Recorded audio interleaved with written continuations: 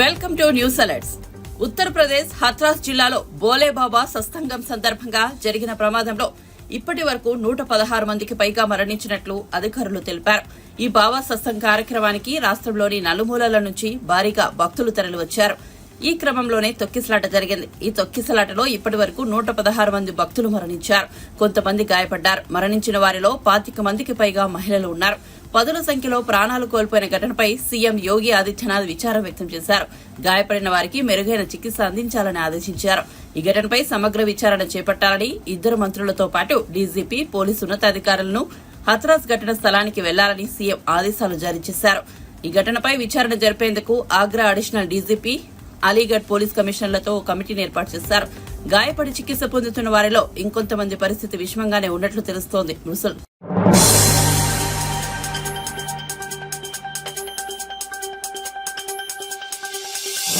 ఆంధ్రప్రదేశ్ లో వైసీపీ అధికారం కోల్పోయిన విషయం తెలిసిందే. టీడీపీ, జనసేన, బీజేపీ కూటమి అధికారంలోకి వచ్చిన విషయం తెలిసిందే. అయితే తాజాగా బీజేపీ అధికార ప్రతినిధి భానుప్రకాష్ రెడ్డి మీడియాతో మాట్లాడారు. ఏపీ మాజీ సీఎంగా జగన్మోహన్ రెడ్డి అయినప్పటికీ నుండి టీటీడీ ఆయన ఎస్టేట్ గా మారిపోయిందని తెలిపారు. టీటీడీ ఎస్టేట్ ఆఫీసర్ గా ధర్మారెడ్డిని నియమించుకున్నాడని, 2020లో టీటీడీ నిధులను దారి మళ్లించే ప్రయత్నం చేశారు. 5 సంవత్సరాల అవినీతిపై ప్రభుత్వం విజిలెన్స్ విచారణకు ఆదేశించింది. అసలు విచారణ టీటీడీ విజిలెన్స్ పై జరగాలన్నారు. ఆ విభాగం ఇన్ని ఏళ్లు నిద్రపోయింది. ఎంత అవినీతి జరిగినా పట్టించుకోలేదు. ఇంజనీరింగ్ పనుల్లో కరుణాకర్ రెడ్డి కమిషన్లు తీసుకున్నారు. త్వరలో సీఎంని కలిసి ఫిర్యాదు చేస్తున్నామని తెలిపారు.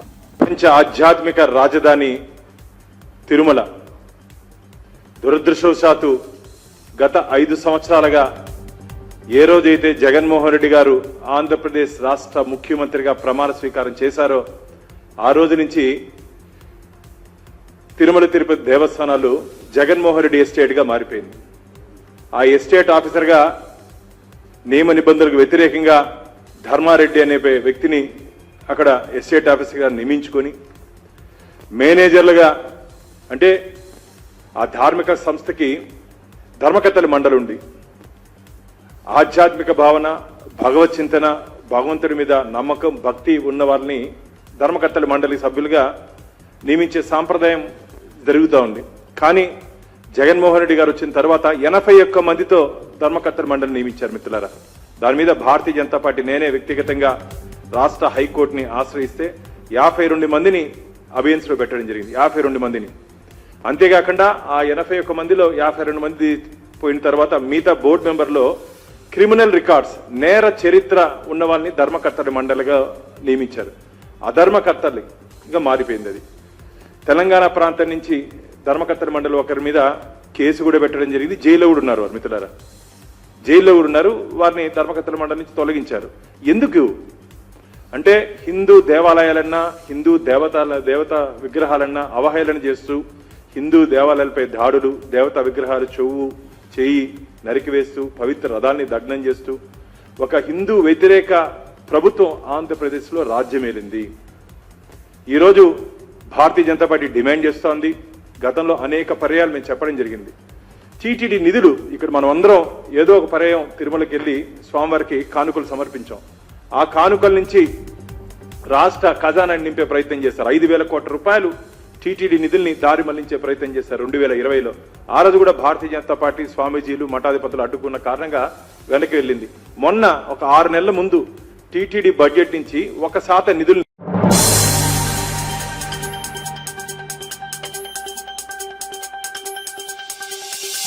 దేశ చరిత్రలో ఎక్కడా లేని విధంగా పింఛన్ల పంపిణీ జరిగిందని మాజీ మంత్రి కేఎస్ జవహర్ అన్నారు. ఇచ్చిన హామీని 18 రోజుల్లోనే అమలు చేస్తూ కూటమి ప్రభుత్వం పింఛన్లను పంపిణీ చేయడం అభినందనీయమన్నారు. వైఎస్ఆర్సీపీ హయాంలో వాలంటీర్ల వంకతో వృద్ధుల ప్రాణాలు తీశారని ధ్వజమెత్తారు.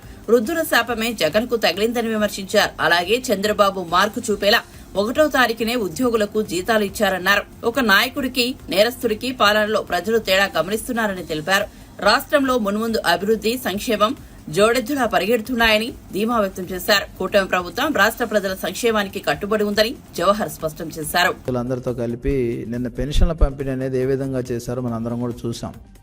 పెన్షన్ల పంపిణీ ఒక విధంగా మనం చూస్తే, ఇంకో విధంగా పెన్షన్లు ఏ విధంగా పెంచారు, ఎంతమందికి ఇచ్చారు అనేది కూడా ఈరోజు చూస్తా ఉన్నాం. రౌతు కొద్ది గుర్రం అని గతంలో జగన్మోహన్ రెడ్డి ఏదైతే చేశాడో అది చంద్రబాబు నాయుడు గారు చేయకుండా ఈరోజు 1వ తారీఖునే వాళ్ళకి అందరికి కూడా పెన్షన్ల పంపిణీ చేయడం అనేది చారిత్రాత్మకమైనటువంటి విషయం. అందులో అంతేకాకుండా సాక్షాత్తు ఒక ముఖ్యమంత్రి ఒక పేదవాళ్ళ ఇంటికి వెళ్ళి వాళ్ళకి పెన్షన్ అందజేసి వాళ్ళ కళ్ళల్లో ఆనందం చూసినటువంటి పరిస్థితి చూస్తూ ఉంటే ఈ రాష్ట్రంలో నిజమైనటువంటి ఆపద్బాంధవుడు ఎవరైతే ఈ పెన్షన్ల కోసం ఎదురు చూస్తూ ఉన్నారో, ప్రభుత్వ ఆసరా కోసం చూస్తూ ఉన్నారో వారందరికీ కూడా చంద్రబాబు నాయుడు గారు దేవుడైనటువంటి పరిస్థితి ఈరోజు మనం చూస్తూ ఉన్నాం. పెన్షన్లు అనేది జగన్మోహన్ రెడ్డి 5 సంవత్సరాల్లో 1000 రూపాయలు పెంచడానికి 750 రూపాయలు పెంచి ఆఖరి నెలలోనో 1000 పెంచినటువంటి పరిస్థితి. అదే చంద్రబాబు నాయుడు గారు కేవలం 18 రోజుల్లో 1000 రూపాయలు పెంచినటువంటి పరిస్థితి. అంతేకాకుండా పెన్షన్ చరిత్ర ఒకసారి తీసుకుంటే అన్న నందమూరి తారక రామారావు గారు 30 రూపాయల పెన్షన్ని ఆ రోజు వృద్ధులను చూసిన తర్వాత ఆయన ఇచ్చినటువంటి పరిస్థితి దేశ చరిత్రలోనే ఎక్కడా లేదని విధంగా ఆయన చేసినటువంటి పరిస్థితి. ఆ రోజు ఉన్నటువంటి పెన్షన్ 30 నుంచి 75 చేశాక 75 నుంచి 200 చేయటం, అదేవిధంగా 200 నుంచి ఒకేసారి చంద్రబాబు నాయుడు గారు 1000 రూపాయలు చేయటం, 1000 నుంచి 2000 చేస్తే జగన్మోహన్ రెడ్డి పూర్తిగా 5 సంవత్సరాల్లో ఆయన చేసింది. కానీ చంద్రబాబు నాయుడు గారు కాకుండా ఇతరులు చేసింది ఏదన్నా ఉంటే కేవలం 1100-1200 రూపాయలు మాత్రమే పెంచినటువంటి పరిస్థితి. చంద్రబాబు నాయుడు గారు ఒక్కళ్ళే 2845 రూపాయల పెన్షన్ని ఈరోజు పెంచినటువంటి పరిస్థితి చూస్తూ ఉంటే ఎవరైతే పేదలు ఉన్నారో, ఎవరైతే వృద్ధులు, దివ్యాంగులు, అదేవిధంగా వితంతువులు ఉన్నారో వాళ్ళకి చంద్రబాబు నాయుడు గారు ఈరోజు పెంచినటువంటి పెన్షన్లు వాళ్ళు ఈ సమాజానికి బరువు కాదు, ఈ సమాజం యొక్క బాధ్యత, సమాజం బాధ్యత అంటే ప్రభుత్వం బాధ్యత అని ఆయన ఈరోజు వారు తీసుకున్నటువంటి పరిస్థితి చూస్తూ ఉన్నాం. ఈరోజు ఆయన పెంచినటువంటి పెన్షన్లు ఎవరైతే ఎన్నికల ముందు ఆయన వాగ్దానం చేసి ఏప్రిల్, మే, జూన్ కలిపి వాడు పెంచినటువంటి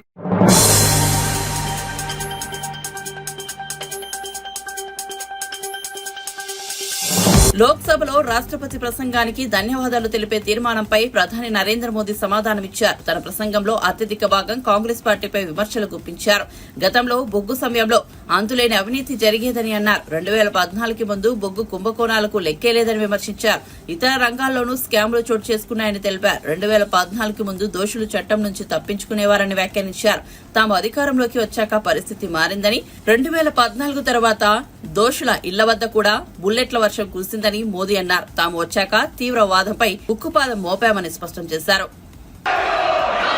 आदरणीय सभापति जी, हमें हर कसौटी पर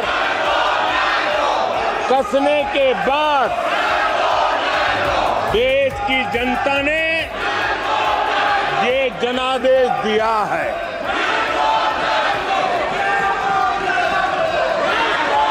जनता ने हमारे 10 साल के ट्रैक रिकॉर्ड को देखा है।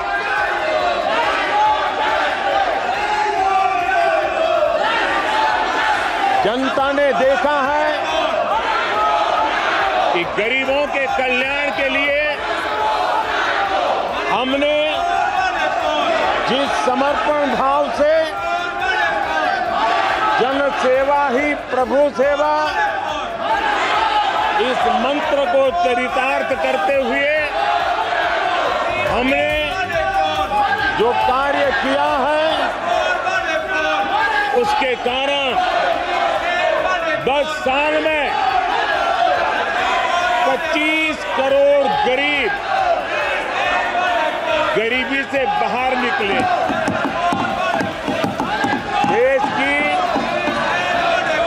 आजादी के कालखंड में इतने कम समय में इतने लोगों को गरीबी से बाहर निकालने का ये सफल प्रयास इस चुनाव में हमारे लिए आशीर्वाद का कारण बना है। आदरणीय सभापति जी, हम 2014 में जब पहली बार जीत करके आए थे तो चुनाव के अभियान में भी हमने कहा था कि हमारा करप्शन के प्रति 0 टॉलरेंस रहेगा। और आज मुझे गर्व है कि हमारे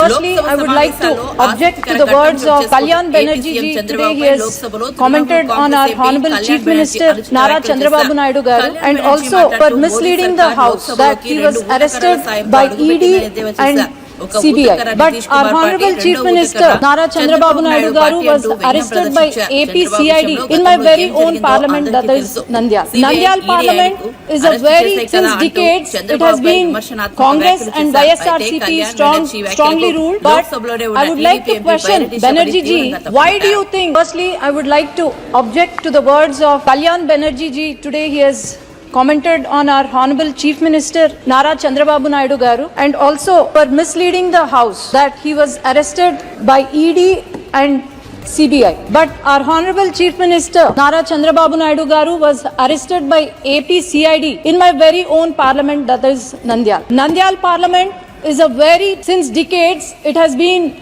Congress and YSRCP strongly ruled. But I would like to question Banerjee ji, why do you think Nandyal Parliament has won 7 on 7 assembly seats? And why do you think I have won more than the majority he was boasting about today? Why do you think people of Andhra Pradesh has given clear mandate by Telugu Desam Party with NDA Alliance and Janasena winning 164 out of 175 seats and 21 out of 25 parliament seats. He has also mentioned, he was very sarcastic. I wish he was here today at this session, but he was very sarcastic today.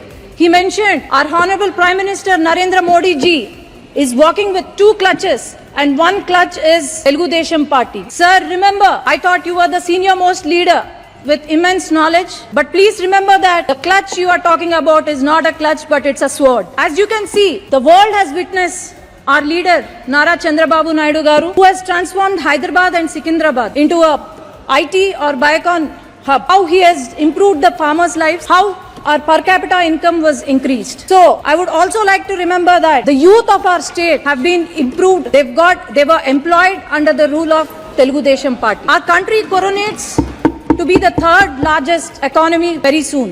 And I am sure Telugu Desam Party is going to become the jewel in that crown under the leadership of Nara Chandrababu Naidu garu, Pawan Kalyan garu, and the future of Andhra Pradesh, Nara Lokesh garu.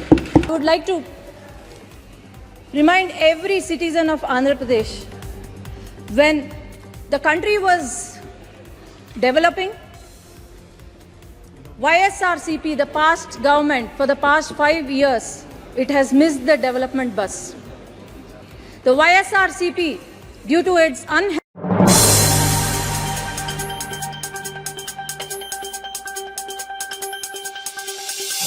సొంత నియోజకవర్గం పులివెందల వెళ్లి అక్కడి నుంచి బెంగళూరు వెళ్లిన మాజీ ముఖ్యమంత్రి YCP అధినేత జగన్ నేడు రాష్ట్రానికి తిరిగి వచ్చారు. బెంగళూరు నుంచి గన్నవరం ఎయిర్పోర్ట్ కు చేరుకున్నారు. గన్నవరం ఎయిర్పోర్ట్ లో ఆయనకు వైసీపీ శ్రేణులు ఘన స్వాగతం పలికాయి. జగన్ కు స్వాగతం పలికిన వారిలో మాజీ మంత్రులు పేర్ని నాని, మేరుగ నాగార్జున, వెల్లంపల్లి శ్రీనివాస్, ఎమ్మెల్సీలు లేళ్ల అప్పిరెడ్డి, తలసిల రఘురాం, మొంటితోక అరుణ్ కుమార్, మాజీ ఎమ్మెల్యేలు మల్లాది విష్ణు, సింహాది రమేష్ బాబు, దూలం నాగేశ్వరరావు, కైలే అనిల్, బెజవాడ మేయర్ రాయన భాగ్యలక్ష్మి తదితరులు ఉన్నారు.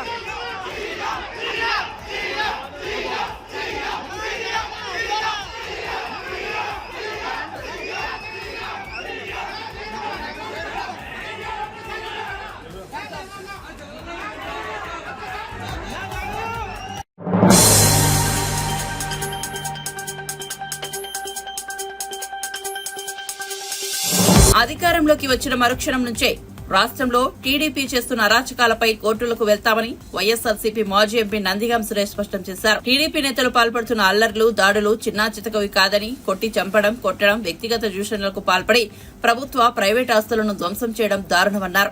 అధికార మదంతో ఇష్టానుసారం వ్యవహరిస్తే ప్రజల్లో తిరుగుబాటు వస్తుందని తెలిపారు. రాష్ట్రంలో ఇన్ని దారుణాలు జరుగుతున్నా సీఎం చంద్రబాబు మౌనంగా ఉన్నారని, ప్రజలకిచ్చిన హామీలు మర్చి ప్రతిపక్షాలపై కక్ష తీర్చుకునే పనిలో నిమగ్నమయ్యారని దుయ్యబట్టారు. తాడేపల్లిలోని వైఎస్సార్ కాంగ్రెస్ పార్టీ కేంద్ర కార్యాలయంలో మాజీ ఎమ్మెల్యే కైలే అనిల్ కుమార్ తో కలిసి నందిగాం సురేష్ మీడియాతో మాట్లాడారు. ప్రమాణ స్వీకారం చేసే 12వ తారీఖు దాకా మీకు సమయం ఉంది, మీ ఇష్టానుసారం అన్నట్టుగా చేయండి అన్నట్టుగా టీడీపీ నాయకుల డైరెక్షన్ లో ఆ పార్టీ కార్యకర్తలు, ఆ పార్టీ నాయకులు చేసిన అరాచకాలు 1, 2 కాదు. రాష్ట్ర దేశ చరిత్రలో ఏ రాష్ట్రంలో కూడా జరగనన్ని ఈ రాష్ట్రంలో జరిగాయి. గత 5 సంవత్సరాలు జగన్మోహన్ రెడ్డి గారు పాలన చేశారు. ఎక్కడన్నా ఇబ్బంది కలిగితే జగన్మోహన్ రెడ్డి గారు డైరెక్ట్ గా పిలిచి వార్నింగ్ లాగా మాట్లాడేవాళ్ళు. అలాంటి పరిస్థితి నుంచి సాక్షాత్తు పార్టీ అధ్యక్షులు, పార్టీ నాయకులు, పక్కన ఉన్న లోకేష్ గారు వీళ్ళందరూ కూడా మీ ఇష్టానుసారం మీరు చెయ్యండి అని చెప్పిన విధానం మనందరం కూడా కొంచెం ఆశ్చర్యానికి లోనైనప్పటికీ ప్రజలందరూ అవకాశం దేనికి ఇచ్చారయ్యా అంటే, మేము ప్రతిపక్షాల పైన అంటే వాళ్ళ పైన కక్ష తీర్చుకోవడానికి మాకు ఛాన్స్ వచ్చింది, ప్రజలకు మేలు చేయడానికి కాదు అన్న భావం ఏర్పడిపోయింది వాళ్ళకి. ప్రజలు ఓటేశారంటే ఏమి చూసి ఓటేశారు? రకరకాలుగా జనాలు చెప్పుకుంటున్నారు ఈవీఎంలని ఏదేదని. అలా కాకపోయినప్పటికీ ప్రజలే ఓటేశారు అనుకున్నప్పటికీ కూడా మరి ప్రజలు ఎందుకు ఓటేశారు, ఎందుకు ఎన్నుకున్నారు మిమ్మల్ని? ఇదే ద్వారానైతే పోతే వైఎస్ఆర్సీపీ ఏమీ చేయకపోయినా తప్పుడు ప్రచారాలు చేసి అది చేసింది ఇది చేసిందని చేసి తద్వారా కొంత లబ్ధి పొంది ఇంతకంటే బెస్ట్ పాలన ఇస్తాం, ఇంతకంటే మరి బ్రహ్మాండమైన అవకాశాలు కల్పిస్తామని చెప్పి నిరుద్యోగులకు, అవ్వాతాతలకి రకరకాల ఆశలు పెట్టారు. ఇలాంటి తరుణంలో మీకు ఇచ్చిన అవకాశాన్ని ఉపయోగించుకొని రాష్ట్ర ప్రజలకు మేలు చేస్తారేమని చెప్పి రాష్ట్ర ప్రజలందరూ ఎదురు చూస్తా ఉన్నారు. ఎవరికి ఓట్లేసినా 5%, 4%, 6% ఇలాంటి వాళ్ళు న్యూట్రల్గా అంటే ఎవరు మేలు చేస్తే వాళ్ళకు ఓట్లేసే వాళ్ళ వల్లనే ఈ రాష్ట్రంలో రాజకీయ పరిణామాలు మారుతా ఉంటాయి. మాకు కూడా అదే జరిగింది. ఒక 5-6% ఓటింగ్ మారితే అధికారం మా చేతిలో ఉండేది. 5-6% ఓటింగ్ మారి మీకు అవకాశం వచ్చిందంటే ఆ న్యూట్రల్గా ఉన్న పీపుల్ మిమ్మల్ని కోరుకున్నారు, మీకు అవకాశం ఇచ్చారని చెప్పి మీరు భావించాలా. ఇవాళ మీడియా పనిచేస్తా ఉంది, సోషల్ మీడియా ఉంది. ఎక్కడ ఏం జరిగినా మరి కనువిప్పు జరిగే విధంగా చూపిస్తా ఉన్నారు. కానీ మీకు అవేమీ పట్టదన్నట్టు, మాకు సంబంధం లేదన్నట్టు, కళ్ళ గంతలు కట్టుకున్నట్టుగా మూకుమ్మడ దాడి. ఇవాళ తిరువూరులో ఎంపీపీ ఇల్లు, వాళ్ళకి అన్ని పర్మిషన్లు ఉన్నాయని చెప్పుకుంటా ఉన్నారు. సరే, ఉన్నా లేకున్నా అధికారులు చేయాల్సిన పనులు ఎమ్మెల్యేలు చేయడం ఎంతవరకు కరెక్ట్ ఆలోచించాలని అవసరం ఉంది. అధికారులు మీరు ఆర్డర్ ఇస్తే తప్పు ఉంటే వాళ్లే నోటీసులు ఇచ్చి వాళ్లే దానికి పరిష్కారం చూస్తారు. తగదనమ్మా అని ర్యాలీగా కొంతమందిని తీసుకొని జేసీబీలు తీసుకొని వెళ్లి ఇళ్లు పడగొట్టే పరిస్థితులు చేస్తా ఉన్నారంటే మనం ఎటుపోతా ఉన్నాం, ఈ రాష్ట్రాన్ని ఎటు తీసుకుపోవాలనుకుంటా ఉన్నారు. లేదు, 5 సంవత్సరాలు ఛాన్స్ ఇచ్చారు కాబట్టి ప్రతీకార ద్వారానే వెళ్దామా, ప్రతీకారమే తీర్చుకుందామా, లేదు ఈ 5 ఏళ్లు పాలన చేసి మళ్ళీ ఇంతకంటే best.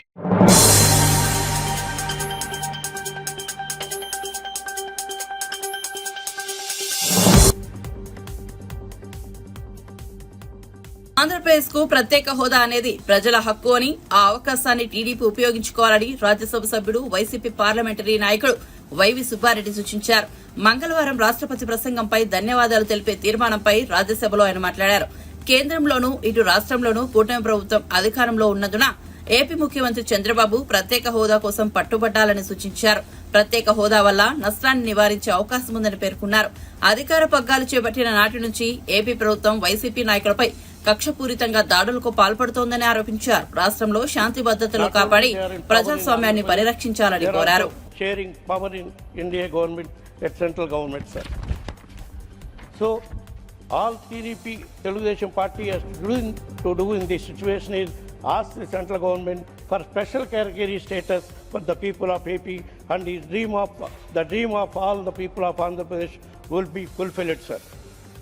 The special category status is not a mere demand, sir, but a right of the people of Andhra Pradesh, which has suffered immensely due to the unjust bifurcation, sir. The state has also faced several challenges in resolving the pending issues related to the bifurcation, such as the sharing of assets, liabilities, the allocation of employees, the division of institutions, and the completion of projects, sir.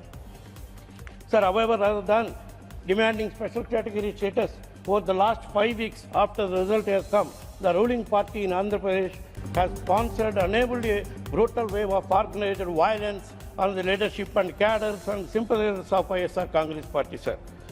Sir, I also request that the central government to take steps to complete the Polavaram project as early as possible, sir. Necessary funds may be sanctioned for the speedy completion of the Polavaram project, sir. I would like to request to central government, sir, to stop the privatization of Vizag steel plant, sir. And I also request Finance Minister to sanction sufficient funds to revive the plant as a special package, and also government to provide captive mines on a preferential leases to Vizag steel plant, sir. Sir,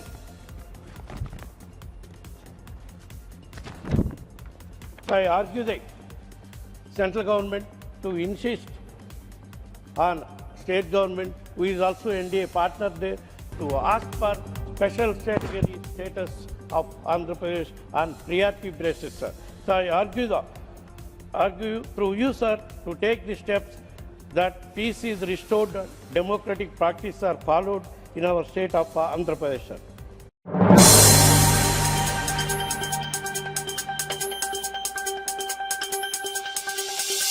YCP 5 ఏళ్ల పాలనలో తాము పడిన ఇబ్బందులు, ఎదుర్కొన్న సమస్యలు పరిష్కరించాలంటూ విద్య, IT, electronics శాఖ మంత్రి నారా లోకేష్ కు ప్రజలు విన్నవిస్తున్నారు. ఉండవల్లి నివాసంలో మంగళవారం రాత్రి నారా లోకేష్ నిర్వహించిన ప్రజా దర్బార్ కు మంగళగిరి నియోజకవర్గంతో పాటు రాష్ట్ర వ్యాప్తంగా ప్రజల నుంచి తరలివచ్చి వినతి పత్రాలు అందించారు.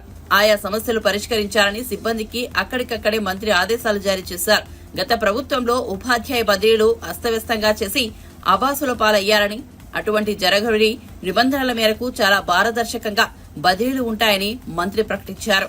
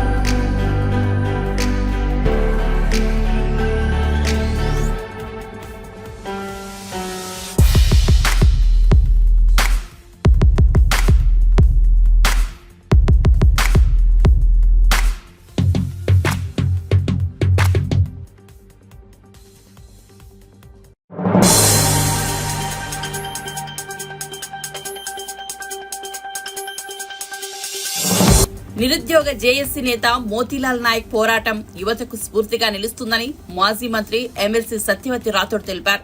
హైదరాబాద్ తెలంగాణ భవన్లో ఆమె మీడియాతో మాట్లాడారు. నిరుద్యోగుల కోసం ఆమరణ దీక్ష చేసిన మోతీలాల్ ను తాను సెంట్రల్ యూనివర్సిటీలో కలిసి వచ్చినట్లుగా ఆమె తెలిపారు.